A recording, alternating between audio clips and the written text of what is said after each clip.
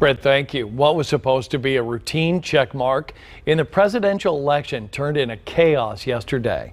Lawmakers were forced to stop the certification of election results when some Trump supporters forced their way into the Capitol building. Before that, nearly a dozen senators were preparing to fight the results, but many changed their tune after the demonstrations turned violent.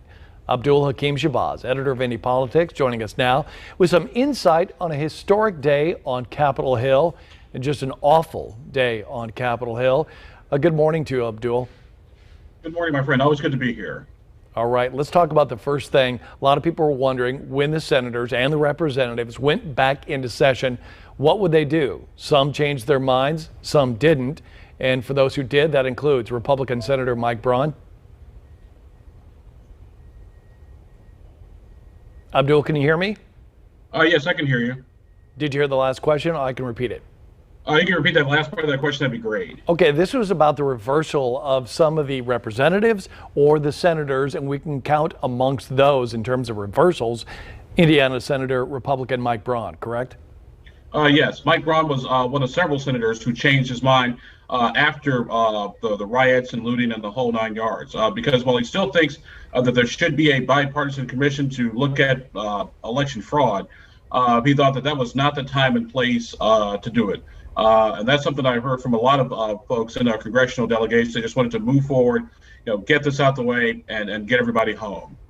Oftentimes not in the news, Vice President Mike Pence, but he had strong words condemning the rioters. Basically, he was also targeted by President Trump in terms of can he or can he not stop the electoral votes. But he did condemn the rioters. Yes. Like we talked about the other day, the vice president in a situation like this is just an MC. I think it's just to read the cards, read the paper, the whole 9 yards. But I did think it was interesting that the vice president did condemn the rioting and the looting. And it showed, actually, something did come out of this. It showed that for at least for a brief moment, at least for now, we can be bipartisan. There are just some things that are just completely unacceptable in American political behavior, that is rioting, that is looting. And so for now, everybody's kind of come together. So hopefully lawmakers can build on this moment going forward. All right, Abdul, some people are now talking about possibly using the 25th Amendment to remove President Trump.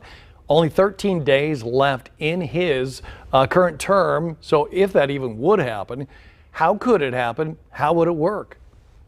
Basically, the 25th Amendment was actually invented by Birch Bayh, the father of U.S. Senator Evan Bayh, after the John F. Kennedy assassination, to make it clear about the lines of succession.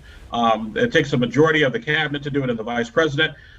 It's kind of like having a bad employee. It's, the employee's only got 2 weeks left on the job, and do you keep him or do you just tell him to stay home, or do you fire him? Basically, I don't think it's worth it. Like I said, with just 2 weeks to go, now 2 months or maybe 2 years, that's a little bit of a different creature. But with just 2 weeks to go left on the job, it's probably going to be more hassle than it's worth right now. Plus, a lot of those cabinet members are fairly new in terms of temporary positions, so maybe not even a very good likelihood that could even happen. Exactly. Abdul Hakim Shabazz, Indy Politics, thanks for being here. We do appreciate it, as always. Hey, always good to be here. All right, Angela. Scott, thank you for that.